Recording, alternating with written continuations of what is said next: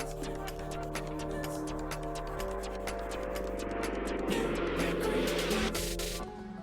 right, welcome back everybody to another episode of New Agreements. I'm here today with Shah Love. Hi. And I really appreciate you carving time in this crazy time. As you know, this is the podcast where we look at what are the new agreements that we should be forming in our social contract together to help us live a fruitful and flourishing life. We've been talking with a whole pile now of academics, founders, and movement leaders. And about 2 episodes ago, I did the podcast conversation with my friend Holly Peterson from Extinction Rebellion. And one of the things that she mentioned was a movement of movements. And I started Googling, looking around on the internet, and I found Shah, emailed Shah, and now we're here. So why don't you tell us, Shah, a bit about your background and then tell us what kind of roles you're in, which meant that I was able to Google and find you on LinkedIn and then stalk you until you said yes to giving me an hour. Yeah, well, thank you so much for the invitation to come and talk to you. Actually, I'm super excited about the conversation we're going to have, and I'm really kind of quite keen to really tune in to not just what has come before, but the conversations you're going to be having going forward, because I think this is a really unique moment in time and one where there's so much wisdom and experience that's starting to come together. So thank you for the invitation to be in conversation with you and hopefully to expand out the conversation with so many of your viewers and listeners who are interested in this topic. So you asked me where I am and where I've come from, if I'm going to sort of kind of summarize. Yes, please. So I currently have a really kind of cool role at the Saïd Business School at Oxford University as an entrepreneur in residence. And that's where the Movement of Movements project has really been incubated. And so before we come onto this whole concept of movement of movements then, which it seems like you're in a really good position to talk about, I'm just desperate to know a bit about you. You said you're from Canada. What is that journey? How did you end up are you in London today? I am. I'm calling you from the southwest of London, where the sun is a little bit bright and shining in. One of the words that I've learned a few years ago and has really shaped my outlook, like it's kind of like a personal philosophy, is this word heliotropy. And from some of your viewers and listeners will know that from botany, heliotropy is a word that's used to describe the tendency for plants to grow in the direction of the sun. So you can imagine this like field of sunflowers, and that as the sun kind of crosses the sky, you see the blooms of those sunflowers sort of following it. And the reason why I love that word and I love that sort of philosophy is because I think we as humans are not that different than our cousins in the flora community. I think we will grow taller and stronger and faster when we are motivated by things that are full of warmth and light and positivity, rather than the fear and the despair. And that's not to say we should be like ostriches and putting our heads in the sand, metaphorically, because we need to appreciate the urgency and the challenges that are existing in this world right now. But I always find myself naturally leaning in the direction of the sun. And that's why you might see me as the sun is kind of coming out the window, I might sort of start going off in an angle.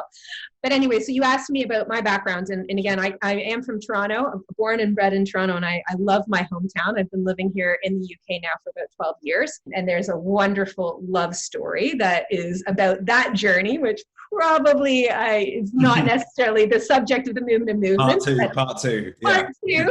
I grew up in a very big family, including incredible mom that was, a lawyer, and she was at the Supreme Court of Canada at a really young age, and she's always sort of fighting for justice. And I think that had a really big impact on me. And then my dad is a deep environmentalist. He actually was on the team that came up with the 3 R's: reduce, reuse, recycle. So I have these like vivid memories growing up as a kid, being taken to restaurants and like actually bringing our own plates with us because we never wanted to create waste. And I'm the eldest of 5. So we kind of grew up in a big family, which also meant that, you get really good at learning how to work and engage on a regular basis with people that are different, especially kind of as a bit of a mini kind of tribe, which is what we were.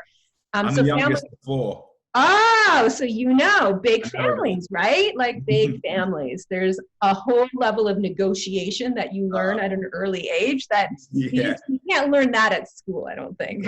Marine Corps level training. Yeah, exactly. Black belt. I actually started out with a background in art history, and that was what I studied at school when I was at university.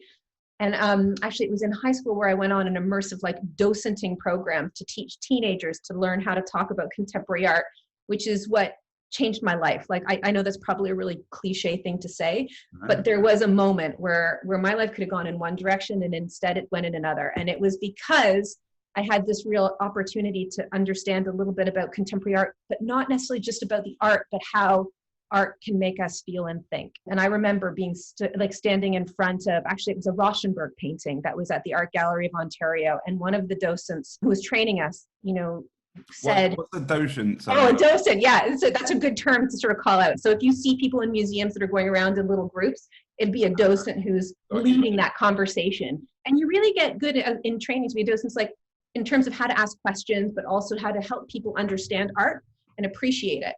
And as someone who has struggled a little bit at school, I'll sort of admit, it was going into this art gallery and seeing like a contemporary piece of work and someone saying, just know there's no wrong answers. It's genuinely about how you feel and what you think. And I remember having been told, like, I was getting wrong answers in other places, let's just say in my academic career, but to be told there was no wrong answer and that I could really kind of tune in to what I was thinking and feeling was such a moment of just like a huge release and opportunity. And I carried that with me. So I went to university, studied art history because I loved that moment. I loved that idea of really kind of tuning into what I was feeling, what I was thinking, and knowing it wasn't wrong. Amazing. And I was introduced to Jackson Pollock. And for those of you who may not know what a Jackson Pollock painting is, most people will have seen one. It's like the splatter painting. Like, it's just massive canvases with lots of lines everywhere. And often people say, oh, that's something my like 4-year-old could do. And that's fine. Because actually, it's the next level of this whole idea of there's no wrong answer. Let me just add to that quickly. Yeah. I mean, I feel that in a way, I love this phrase, docent, right? Docent. Yeah. Yeah, because I feel like in a way, that's what good coaching is in general. The journey is to try and get you to be okay with your authentic self. That's the starting point. And often we have to go right back to childhood, which is why the woods is so great, because it's such a playful, non-doing space. But once you connect again to that place of, oh, I really feel this, or I really want that, then from that place, then you can grow back up the levels and start deciding, well, what shall we do then? But without that connection, once it's lost, you are lost indeed. There's a part of me that aspires to be a docent for life, helping people to walk around and engage with life in a way that, hey, how do you actually look at this movement? It's okay. Whatever your answer is okay. Anyway, totally. Please carry on. Totally. And I think there's 3 C's, right, to this, which is, I think the things that are really important for us to all get really good at are to look at the world and think critically, right? So see what I'm most, think critically about what's happening. Because like, we need to have our eyes open and we need to see things and be willing to challenge what's happening right now to truly understand it. So thinking critically. There's also something about how you communicate. And that's why it's really important to find our voice. So having the confidence to be able to look at a Jackson Pollock painting and say, I like that or I don't like it. Having a way to talk about it and express what you're feeling. So critically communicate. And then, coming to the movement of movements, it's really about figuring out then how we collaborate. Like how do we work with other people in order to, even if they have different views on what that Jackson Pollock painting looks like, how can we have a conversation about it? And this brings me to why I use Jackson Pollock all the time, actually, when I'm doing my teaching at Oxford. So actually, I'm just kicking off a class later on this week with the title System-Preneurship and how to innovate for impact. Oh, System-Preneurship. System-Preneurship. So how do we take what we learn as entrepreneurs or intrapreneurs, but actually apply it to the changes that are required at a systems level? And actually, one of the first slides I have for our first class is a picture of a Jackson Pollock painting. Because actually, to me, that is the most clear graphical image. It's the visualization of a system. Yeah. And a lot of people talk about Jackson Pollock in different ways. They can say it looks like frozen jazz because he used to listen to jazz while he was painting and splattering. It's great videos of him doing that, which I would really recommend, actually, to see how those paintings materialize. But also, when you ask people, again, this is sort of the docenting coming back, but if you ask people, what do they see in a Jackson Pollock painting?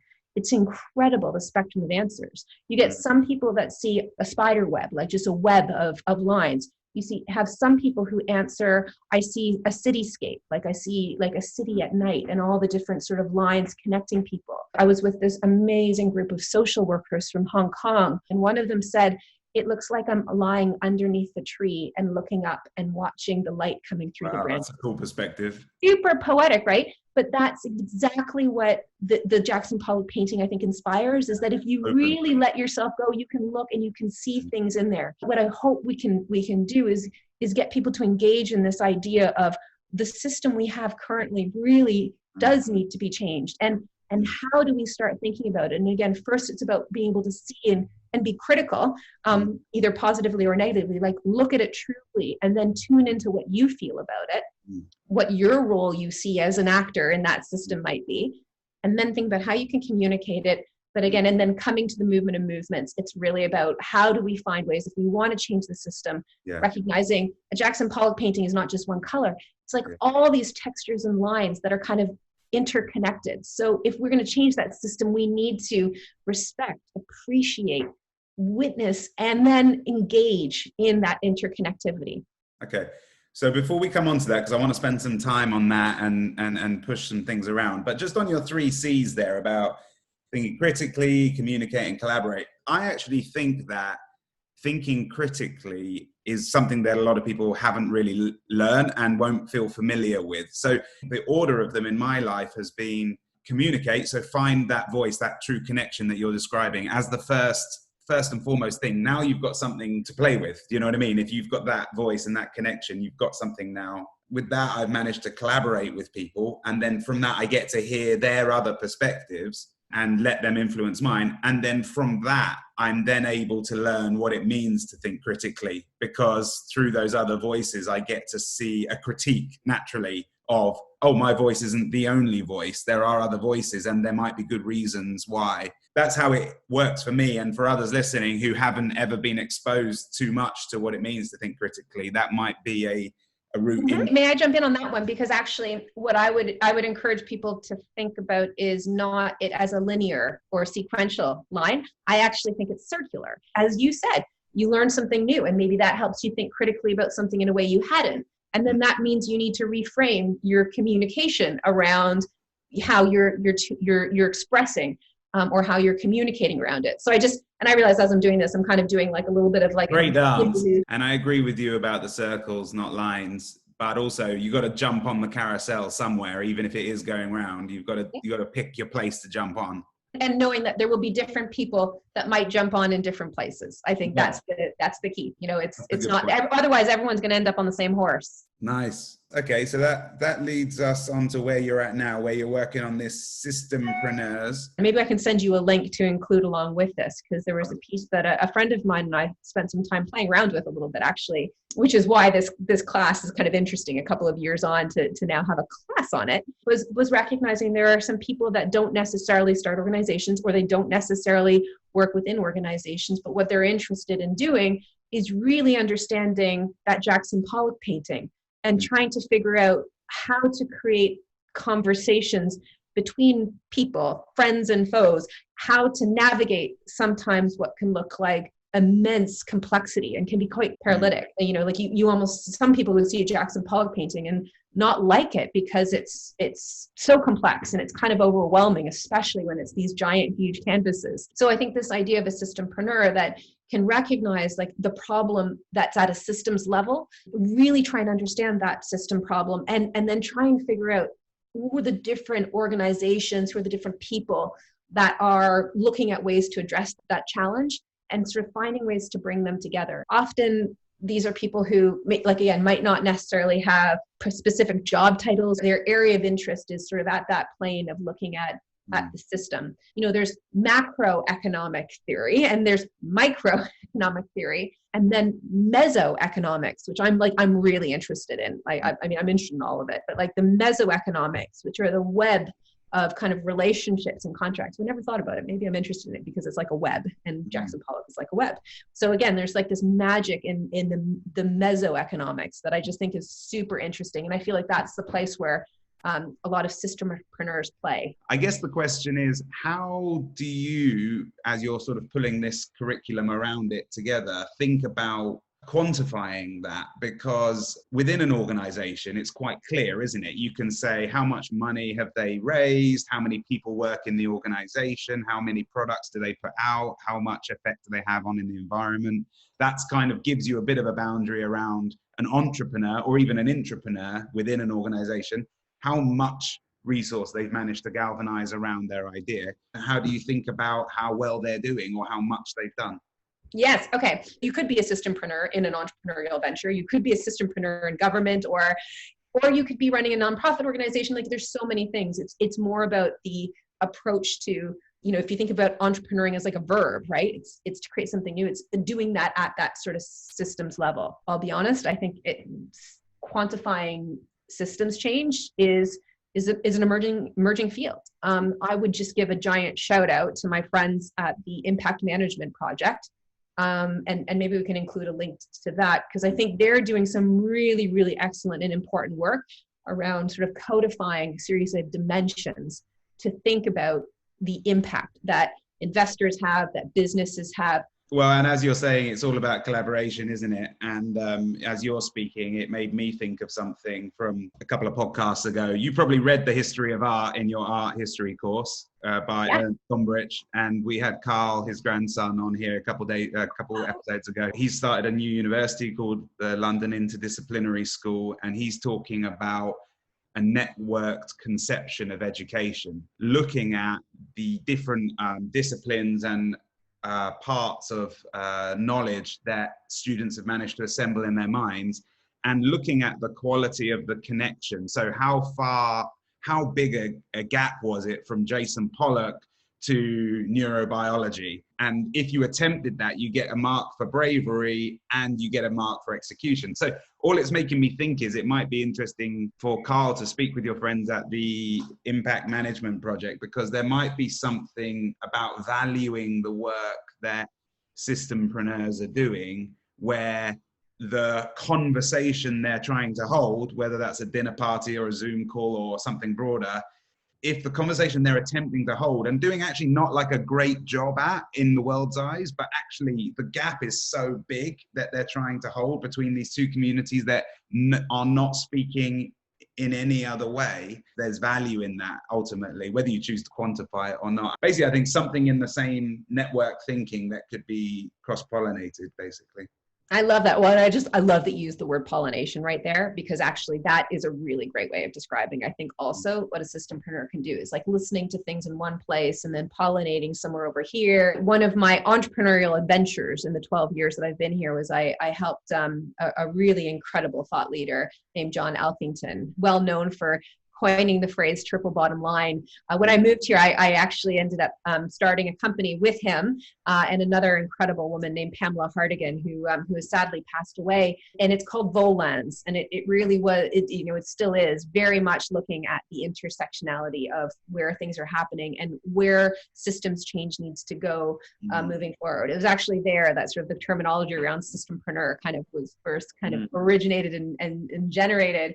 But the reason why I reference it is because John, who is the mastermind behind sort of a lot of this, describes himself as the chief pollinator. So I just, there's something really quite magic in that language. But I also just wanted to riff a little bit on your point about this intersectionality, because I think that is so critical, and it kind of links to the movement of movements, because actually one of the ways we frame it is that the world's challenges are interconnected. We know that, and therefore the solutions must be as well. And that's like the hypothesis that we've been really moving forward with the Movement of Movements Project. But again, if we use like art history as a little bit of a roadmap, I mean, one of the books that has really inspired me and moved me was a book that was written by a man named Franz Johansson. It's called The Medici Effect. He looked at the Medicis and what happened in sort of in the emergence of the Renaissance, which was like a cultural, also an economic, and like a real kind of Renaissance in its true sense across so many different dimensions. And it was like kind of the coming out of the Dark Ages into a new way of being. You could argue that's like it was a systemic change that happened. But if you look at the role of the Medici family in that, they created these bottegas, and these were like the design studios, which were where the artists worked. But actually, it was about creating spaces where you could be inspired by the leading thinkers, whether they were in philosophy or economics or astrology or art. We think about Leonardo da Vinci because he's obviously an incredible painter, but he also was a scientist and he had an engineering sort of mindset on all of this as well. So all that's to say is that I think we really do need to really look for and lean into those places that create the conditions where we can be sort of inspired by different forms of thinking in different areas of expertise, which then can kind of fuel the thinking that we have in the particular domain that we might want to work in. It is one of my favorite subjects. I know we've got like 10, 15 minutes. So let's get, what is the Movement of Movements project then? What is that? Movement of Movements project been running for a couple of years, and it's very quite deliberately not meant to be an organization or anything that has a whole lot of structure to it, which is why it's actually beautifully incubated at the school center, because it's not like it's one organization's doing it. It's a space and it's a place where what we can try and do is understand how to create the conditions for greater collective action and collaboration between organizations. We've been doing some mapping to understand how we could actually visualize where different organizations are operating, but mapping them by what kind of interventions, what levers do they want to pull to create a change in the system. And again, the hypothesis that we're kind of working to is that no one organization is really going to be able to make the level of change that's required at a systems level. And one of the things that has been of a concern is a mass amount of fragmentation that has been existing. The Movement of Movements project is about, well, let's figure out who's all trying to pull that lever, whether it's policy, whether it's new forms of accounting, whether it's revisions to business education or convening networks of leaders. Let's find all the people that are trying to address that particular lever, and let's get them all to put their hands on it and pull at the same time. And I think that's how we're going to really sort of see some of the shifts. So once you know who are the organizations that are working on a similar lever or similar challenge, then we have a really interesting conversation we can create. And it's not about merging these organizations, it's just about getting them to collaborate. And in that sense, is it an example of systempreneurship? Is this project an example of that? What we're trying to do is create some space for systempreneurs who want to work. And let's be honest, there's so many of the organizations that are out there that are working at that systems level. So we did spend some time trying to document some case studies, kind of do a 101 on movement theory, just so that there was sort of a baseline of what is a movement. And let's just make sure we're all clear in some ways on what we're talking about when we're using words like docent. And so there's a primer, and then there's the maps, and there's a bit of a navigation of how to use those maps. And I should be clear that the first set of maps we did were really focused on climate action movements. So we had about 40 organizations that we mapped, again, based on a bunch of different levels, but the one that was really interesting was what are the different interventions or activities or strategies they have. And you can see a visualization of where there's sort of a concentration. Is it public? It is. It's all on the website, so we can hyperlink to it for sure. Actually, the impact management project that we've talked about is used as a case study. And right now, what is so exciting about the time that we're living in is that there's really real-time action that's happening. And so I've been really inspired by Imperative 21.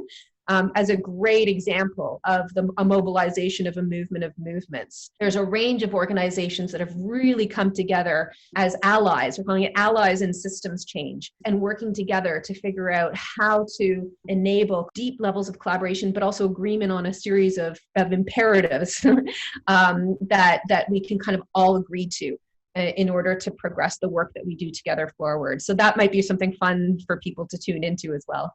Yeah, nice. And we'll include the links in for that as well. I think I joined one of the calls the other day, and it was very inspiring to see all these different people, some pretty senior people in society as well in there. Before I ask you about what your new agreement is, I just want to come back to that lever idea, because for people who have not worked on this kind of conceptual level before, and it all might sound like just words, I can say that as a small business entrepreneur, I have experienced that when you're trying to raise a round of, let's say, £100,000 or £1 million, you herd the cats is the phrase that's often being talked about, where you've got to get all the people with all the capital, all the money, got to get them all around at the same time. And you have to create, as the founder, as the person raising the money, you got to kind of lock them all down onto a deadline, get them all to put their name on the sheet. But somehow the network effect of them all hovering around the business is what kind of pulls the thing together. And it's hard to hold the space, but boom, you get all the money in, and then you've raised your round and off you go. And I guess at a meta level, I think it's kind of what you're describing here, is that you can have a little spark of a movement over there, you can have a little spark of an idea over here, but if you can stack all the different bits of heat on top of each other, and as you said, on top of the lever, and you kind of act as the person herding the cats, then you can intensify that heat, potentially get combustion in a way that if it was all spread out and fragmented, I think was the word you used, you might not get that same emergent effect. Yes, and one of the things I feel like maybe hasn't surfaced as much as I would like it to in this conversation is about, it's about, yes, agreeing on the lever, but also appreciating differences. Because actually, going back to the Medicis, like what we do need to make sure is we have not everybody all sort of in hyper agreement on everything, because then that's missing the real diversity and the sort of stretch that we need to make sure we go through in order to think critically, in order to form that communication and then collaborate. Really kind of, again, holding the need to be agreeing on enough that we can move forward, but recognizing that we have to hold the space for really diverse conversations and diverse opinions. And actually, just last night, we've got this little kind of community that's forming called UK21, sort of a forum or a space, not an organization, but a space. And we had this campfire last night. We're calling them virtual campfires, because again, they're not meetings. They're like the same feeling as we would be on, like, example, a beach in your backdrop there, like that picture, like a little campfire where people are coming together and being really human and getting, like, smoking their hair and eating marshmallows and just being really real and in the moment. What we wanted to do is quite purposely be as open as we could be. And we were not diverse enough. I will say that off the bat. But the line that we wanted to really anchor it was actually a line that I learned from a good friend named Pedro Tarak in the sort of BCorp movement. And he said, it's more important to be together than to agree. And so again, if we talk about the levers and, like, again, this idea of in a view of getting a lot of people to all pull in the same time, that is based on a level of agreement, but I want to be clear that it's really important to make sure, and it's more important to make sure that we are holding space and being together with people that we might not agree with. So do you think we need any new agreements then? We need some new agreements. But when it comes to putting pressure on a lever, when it comes to actually saying that there's something specific that we should be thinking about, what is a new agreement that you think would speak to the world that we're in, that if we could societally agree on it, then that would make a huge difference systemically to how we experience life and the flourishing potential? It's a big question, and I do want to give it proper times. First off, you talk about a pie, and I actually haven't thought about it as a pie in a while. But pies are things that you slice, like, right? There's pieces of pies. And again, I don't really think of my world as a pie. That I do think of it as a cocktail, where it's actually what makes it interesting for me, at least, is that there's a whole lot of stuff that's blended together and it's integrated.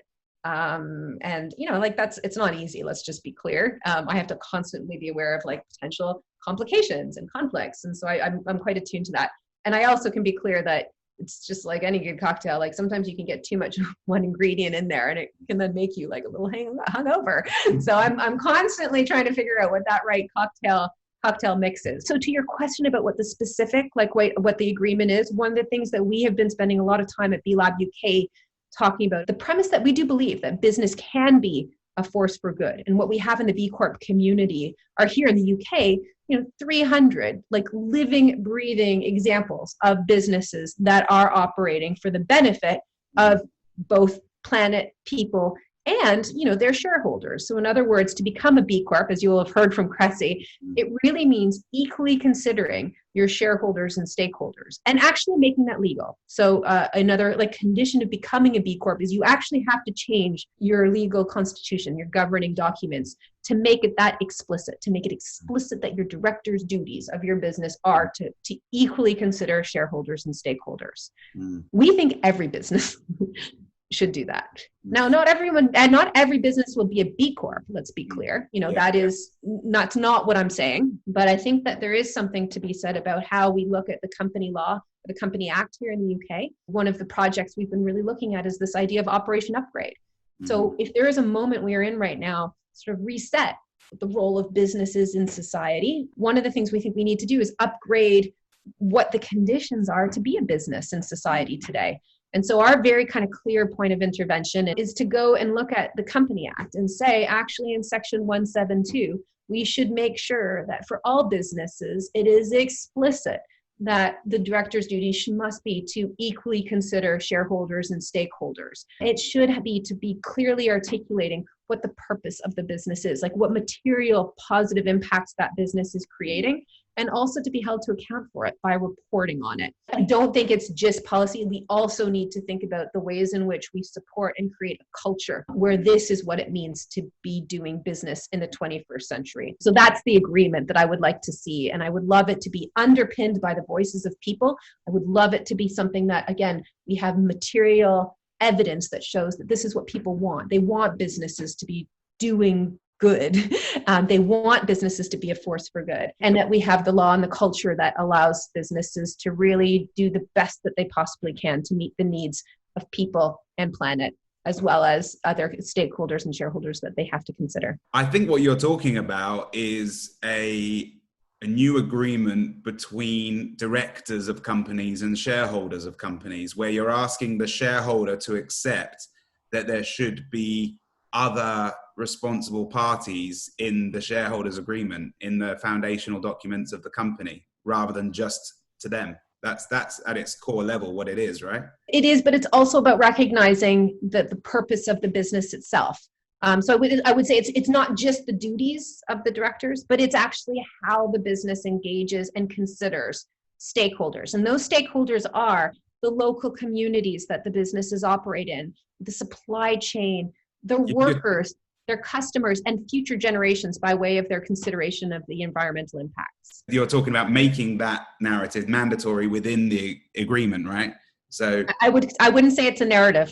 I think a narrative, it is a narrative, but actually it is about making it quite clear and explicit that this is what it means to be running a business. Like, you have to adhere to that Company Act. I think we're on the same page. And then the next agreement on top of that is then trying to get the government to agree that this kind of agreement between the people running a business is the right kind of agreement that we should look to standardize with everybody. So that's cool. I hadn't thought about it in those sort of relational terms before. So then the final question then, just back up into this world that we're in right now, is, we've got the XR protests popping up every 6 months. We've got the Black Lives Matter. We've got coronavirus. Like, let's say you win. Let's say what you're trying to do works and it scales, and BCorp standards of organizational engagement with the world becomes normal. Would this meet some of the cries that we are hearing at the moment in the world? The cries that we're hearing for change, is what you're building like an organizational answer to what the heart cry of the people is, or is it something different?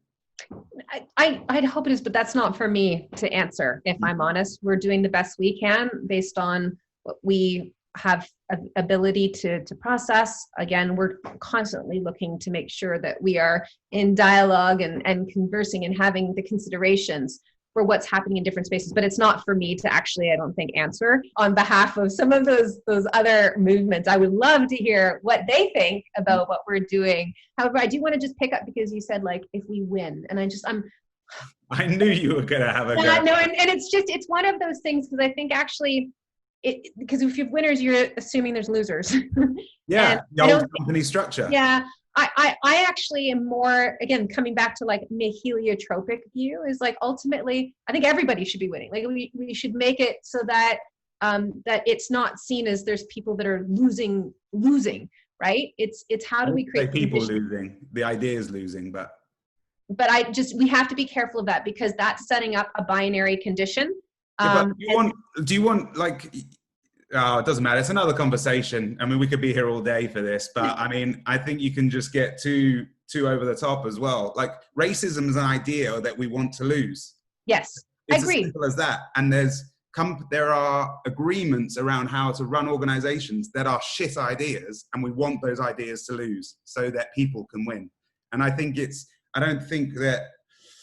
I knew that flare would go off as soon as you heard me say win, because it sets up a game scenario, and life is not a game. And I've made posters and postcards about that. But in the same breath, there are some ideas that I will say just need to lose. They're winning and they need to lose. So I agree. I guess what I'm trying to say is, one of the definitions of movements that I'm really interested in as a movement is when everyone like actually feels like they're kind of part of it, right? Like you're bringing so many people on board. So I guess that's what I'm kind of more speaking to, because you're right. There are things that definitely are not part of this new system. Let's just be absolutely clear. It's about how I think by nature, most people are like good, like they're good people. And so the idea of how do we make sure that we're bringing people on that journey so that they're all feeling like they're part of what this future vision could be, of a society that's equal, it's just, it's inclusive, and it's regenerative by design. Like, we have to figure out the ways of bringing everybody on that journey. So you're right, there's things that are not on that journey. There are things that shouldn't be in our world right now. I feel like sometimes I've been worried by some of the military analogies that are out there, and I feel like we need to be working together, and that's kind of the spirit of the movement of movements. Couldn't agree more.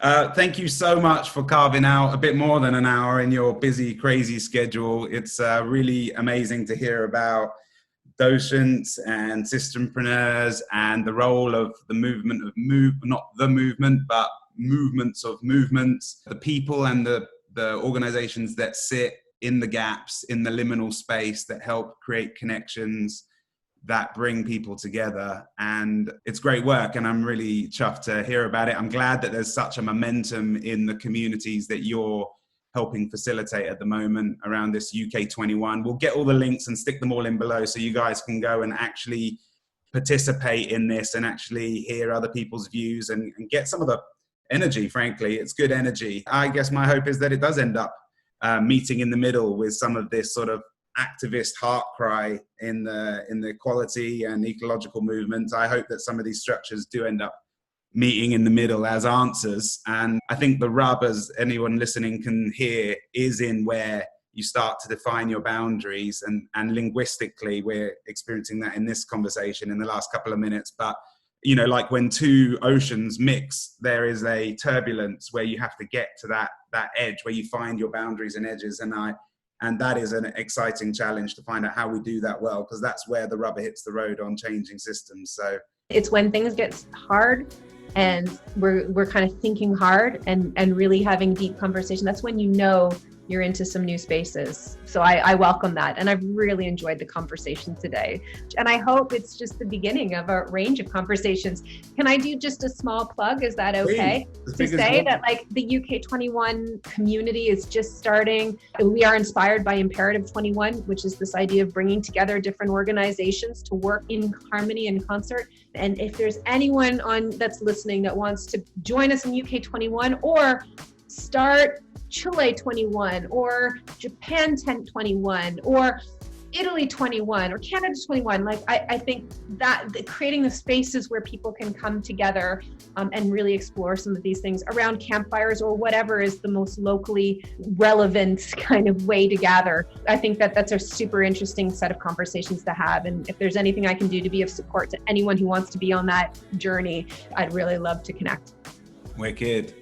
All right, yeah. And I'm sure I'll be joining some of those soon as well. We did have marshmallows. I had a bag of marshmallows on nice. This campfire, and I was sort of like awesome at trying to catch them in my mouth. So yeah, you got to make it playful too.